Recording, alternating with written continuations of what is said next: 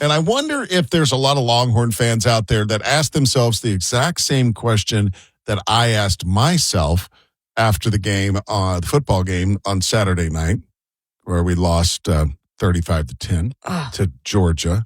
And that question is, wonder how Texas basketball is going to be. Like you just switched. You move on. You're out already. I moved on. I think you ask any Longhorn fan, the season can be saved if we beat A&M.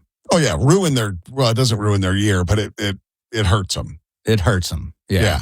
It does. Because they'll probably still have that bye. Well, maybe not if they lose that game.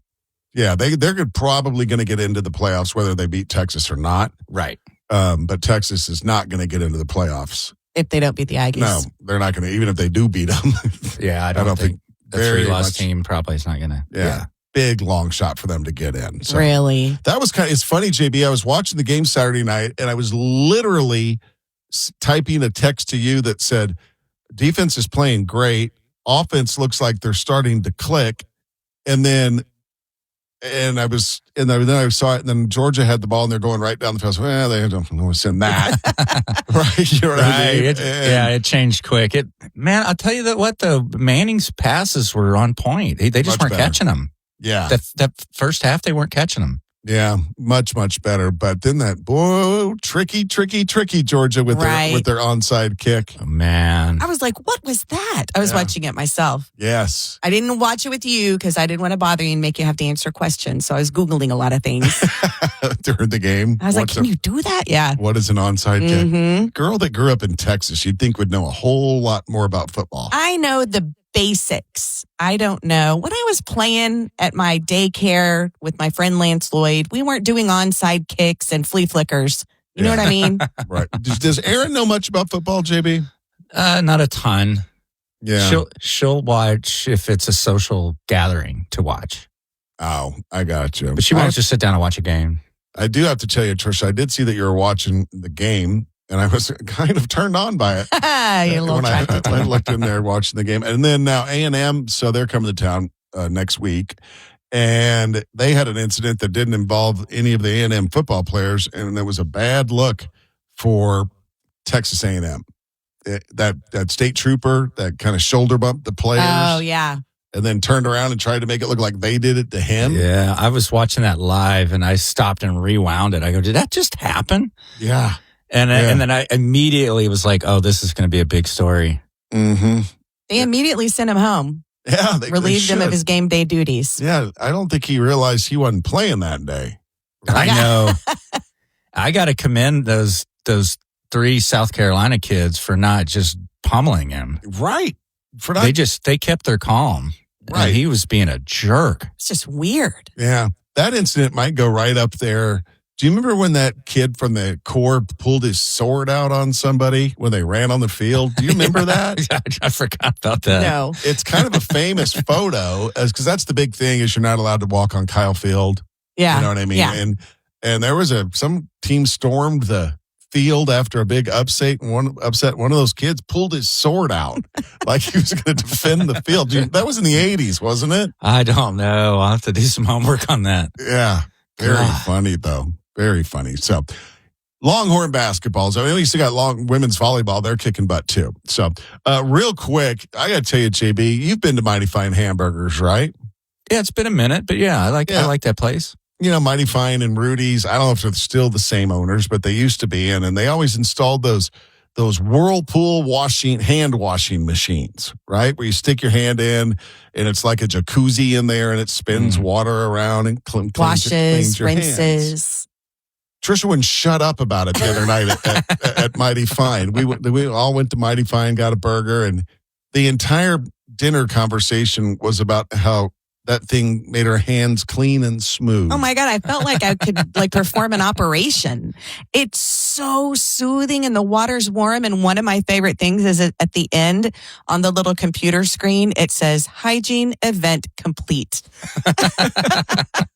But they put something in there. My hands were soft. It's like the first time you've ever used it. It's the first time it really got me. Like they're always fun. Yeah. Our daughter, from little till now would always want to do them multiple times. Her hands were never cleaner than when we were at Rudy's or at Mighty Fine. But man, I got a good one on Saturday night when we went. I know. You told Landry and I. I'd put one of those things in my house if I could. Gotta have clean hands, right? Hygiene event complete. Well, I'm glad you enjoyed it. Maybe you'll go back and do it again sometime. I'll go back and have their smash burger again. That's for sure. JB, do you know when Tricia and I went to San Antonio. I went to San Antonio twice over the weekend, but have they finished the roller coaster out there at the Circuit of the Americas? Anybody know? I don't know that if it's open yet. I feel like it's early next year. We drove right by it, and I was like, I wonder if that's done yet out there, because that's going to be something worth just going out there to do, right? The circuit breaker roller coaster. Yeah, you got info on it? Yeah, it says more than 3 years after it was announced, the circuit breaker roller coaster has opened, charging $25 for one ride. Whoa. That's steep. That is steep. Yeah. Yeah, it's open. All right. I'm going to have to put that on my wish list. I don't know if I'm $25 worth, right? Oh, I mean, how long's ride. the ride? Like a minute or two? Right. It has a 130-foot tall lift. I mean, 60 miles an hour. It's called the Circuit Breaker. The Circuit Breaker. That is at the Circuit of the Americas. Coming up next, let's just focus on what we have next. Tricia has the story we love. What do you got? One of Central Texas' up-and-coming, super booming cities is about to get one of the biggest one of these in the world. Like, I'll drive there to go to this place. Really? All right. Stay with us. It's coming up. 1031austin.com. Still to come on the show today, JB's wife asked him for his opinion on something. And his response was, he said, I thought that was stupid. And Tricia's like, I would never ask Sandy his opinion on that. All right. We'll get to it in just a little bit. Hang on. The stories we love. All right, so Target's been going through a little bit of upheaval lately. You know, they've been getting slammed. Their sales have been dropping. The new rules for the employees to track and greet all of their customers within 10 feet of them and 4 feet of them, kind of weird. But I think this is all leading up to the fact that Target is now going to be building even larger stores, mega stores. And one of our communities right side of Austin is going to get the largest Target in the world, 149,000 square foot mega Target will be going in next year in Liberty Hill. Oh, wow. Little Liberty Hill. Liberty Hill that used to just have like shooting ranges and goats is about to get the biggest Target in the world. It's so big, you can put two of the largest Buc-ee's inside this one Target. Oh, the largest Buc-ee's is 75,000 square feet. Wow. Right. It's going to be right there at the intersection of 183 and 29. It's supposed to open next year, mid-July, late August of 2026. I think that's amazing. All things big are going in that area, because just before that, just south of that in Cedar Park, they're getting the enormous Nebraska Furniture Mart. Oh, yeah. Which is going to be there. And then now we got the world's largest Target. Now, will you skip your local Target to go to the world's largest Target? Heck yeah. You will. I will continue driving straight to Liberty Hill to check it out. Yeah, it's not that hard. Whenever you get a new fancy Target, wherever you used to go becomes the Targetto. Yeah, it's no good anymore. It's ruined. And they've completed all that new construction on that toll road, that 183 road out to, you're in Liberty Hill right there at that intersection before you even realize what's going on. So I'll drive out there for it. I wonder if they're going to be carrying more stuff, like more items, if they're expanding, or if it's more just furniture. Yeah, what it's going to be. Housewares. But I don't think you need a Target that big. Oh, I think you do. Those of us who know, I think you do. You mentioned the Nebraska Furniture Mart that's coming. Mm-hmm. The one in Dallas, you got to pack a lunch and sleep out in your car in the parking lot overnight. It's a 2-day deal to get through that whole thing. That's so dangerous, because you always leave Target with more than you intended for. Mm-hmm. Whatever purpose you had to go in there, you will leave with 4 or 5 other things. They got you. What have you always said about Target? Target tells you what you need. Yeah. You know, one of their tactics, I was reading about this in marketing. You know how they always have the really inexpensive sales stuff right up front? Mm-hmm. Yeah. Right when you walk in, there's the carts, and then there's a few rows of just dollar price stuff. cut stuff. Yes. Yeah. It's to trigger your brain to fire up endorphins and start spending money. It's done intentionally as a tactic to trigger your brain. Here we go. It's on. Like I broke down the wall of spending money. Yep. Right. So now I'm going to go in and buy things that Target tells me that I need. I've always said too, since Target started the order online and then pull up into the parking lot and we'll bring it out to you. Yeah. I'm like, that's a huge mistake because I think most of what Target sells is when people are in there wandering around and they're like, oh crap, I do need that. Oh crap, I do want that. I didn't know I needed that. Yeah. I feel like that's when all of their sales started to slump, when they didn't suck their people into the store. This is a great example of how, at least for me, how men and women shop differently. I don't know about you, JB, but when I shop, I go get what I need and leave. Like if I need, let's say I need a mouse. All right, it's just the first thing I thought of for my computer. I walk into the Target. I go to the mouse department. I get my mouse. I turn around. I pay for it. And I leave. That's the way I shop. It's like you walk looking down at the ground. Yeah. Through the Target. Pretty much. Nonsense. Right? You're not doing it right. I don't peruse the aisles. JB, is that how you shop, or are you a shopper? I probably get myself into a little bit of trouble, but yeah, I do run into stores and run back out probably more often than like grocery stores. I'll spend forever in there. I love that. Was there anything more painful than going shopping with your mom when you were a kid? Oh yeah, especially because like my mom made a lot of clothing, so that there's nothing more boring on the planet than a fabric store. Joann's Fabrics. Oh my God. Just so boring.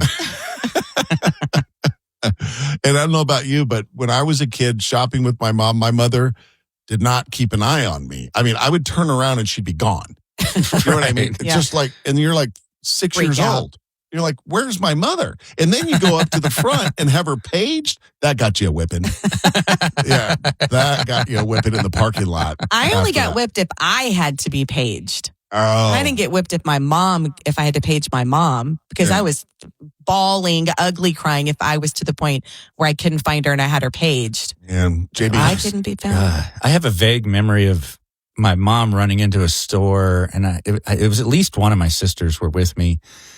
And I think it was me, but I don't know. We managed to put the car into neutral and roll out into the middle of the parking lot. That got you a whipping too, didn't it? That was Need extra cash in your life? The $1,000 payday is back this morning at 9. 103.1, Austin's 80s station. But JB, tell the nice people what your wife asked for your opinion on.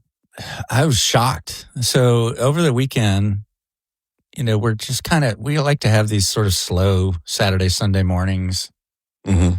And, poke around and do a little marketplace perusing or whatever on the back patio. And my wife leans over to me. She goes, what do you think of this Christmas wrapping paper? And I just thought, why are you asking me this? I'm like, really? Like, I have no opinion on that whatsoever, one. And two, our daughter, and it was like one she thought our daughter would like, she's turned 24 in a couple weeks. We're not, I get it when your kids are little and they like Barney and you get Barney wrapping paper, but she's 24 years old when Christmas rolls around. I mean, the equivalent is you looking at her and going, what do you think of this microphone? Right. Right. Well, no opinions whatsoever on the wrapping paper. I just was really shocked. So was it for gifts for your daughter or just gifts in general? I think for my daughter and in general, okay. but gifts, for our daughter. She was like, do you like them? She's including me in the process, I guess. But I just was like, I don't even know that I've ever even bought wrapping paper. Unless it was from a kid's school project. Right. One of those things where you buy it. Yeah. I would never. Go ahead. But even when I have purchased, I don't even get excited about certain designs or anything. You just buy whatever is right there. You know what? I really like paper. You know what, Aaron? I like paper with more ribbons on it. More reeds. I want reeds. What if I got just way too into it? Yeah. Exactly. No, you know what? Can you find some paper with nutcrackers on them? I just love those little guys. You know what? That's I should funny. do that all week. I'm going to send her samples of ones I like. Things you like. Tricia, what were you going to say? I would never in a million years ask you, Sandy, what your opinion was on the wrapping paper. I think first of all, the wrapping paper is important to girls. I don't think it's necessarily just for kid because like when I put my decorations up, when I decorate the house and the tree, I want it to look cool under the tree too. So I kind of try and coordinate wrapping paper. I would never ask your opinion on it because I would never want you to have any say whatsoever in what I want to put under the tree or what I want to wrap them in. Not that I think that you would, but I don't have to share that decision making with you. I don't want any part of it. I don't care. There are not many things that I do need you involved in, right? I did try to contribute to the gift wrapping process last year and bought on Instagram. It's a gift wrapping paper cutter that you just put on the paper and slide it across, and it cuts it in a perfect straight line, so you don't have to use scissors. This one over here, Tricia couldn't figure it out. No, it didn't work right. Mine was broken. Could not figure out how to use it. Couldn't figure it out. It was not as advertised. No, they normally are not, right? Right. Normally not. It took 3 weeks to get here from the land of China. And It's like pumpkin carving kits. 5 minutes into it, everything's bent and broken. Yeah. Right, exactly. There's no way that tiny little knife is going to stand up to that thick pumpkin. We fall for it every year. JB, when will you put up your tree? Are you guys like a right after Thanksgiving family? Yeah, my wife is like clockwork. It'll be the day after Thanksgiving. So yeah, it'll be up for the game. Tricia, when will we take our much anticipated family trip to Home Depot to get our Christmas tree? I normally try and do it like the first week of Christmas. I don't put it up too soon. First week of Christmas. I'm sorry, of December. If we put it up too soon, then the tree's dead by Christmas. I get real tired of watering that tree every day. It's dead. So normally like the first week of December.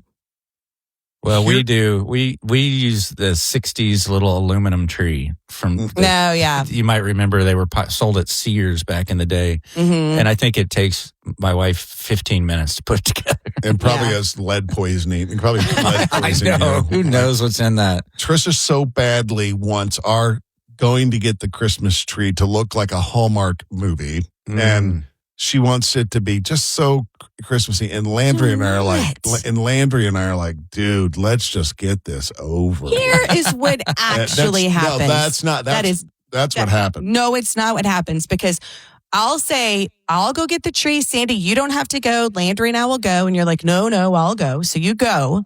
And then we get there. We're there maybe 5 minutes. Both Sandy and Landry are like, whatever, I don't care. So I'll walk over and I'll pick up a tree and they'll go, And I'll go, all right, well, what about this tree? I mean, I don't know. What about it? And so don't act like you don't care. You totally care. I don't think I do. You do. And we're in and out in like 10 minutes. There's definitely no photos taken or anything like that. And the main thing that our daughter wants to do is she wants to carry the tree herself to our car. And she's done it like since a feat of strength. And she's done it since she was 2. She's crazy strong. Well, that's it. Do us a solid and copy and paste the link to this episode and send it to a friend or two. Thanks for listening.